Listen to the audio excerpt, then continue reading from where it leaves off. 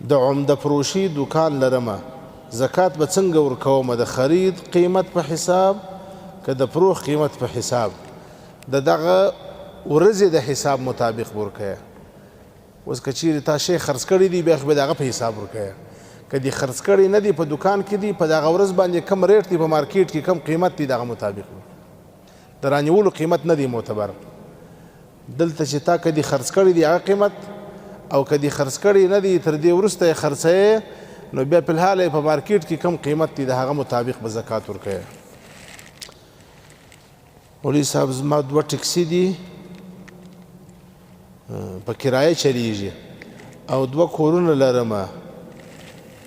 هغه هم په کرایه دي اوس زکات په قیمت کې څنګه وکړم زکات په قیمت نسته که کور په کرایه باندې وو یا موټر دی وو هغه په کرایه باندې وو بیا د هغه چې کومه کرایه او آمدن راځي هغه آمدن چې کوم دی هغه چې کله نصاب ته ورسیږي نصاب پرسي پر هغه باندې زکات دی پر قیمت بیا زکات نسته که چیرې داسې و چې کور د تجارت لپاره و یا موټر د تجارت لپاره و چې خپل کور یا موټر خرڅ کړي بیا بل رانیسي لکه دا د شورمان والا چې کوم دي دا د بارګین والا او یا د رهنما کار کوي بیا په هغه صورت کې خو زکات په چا باندې دی په قیمت باندې دی او که داسې و چې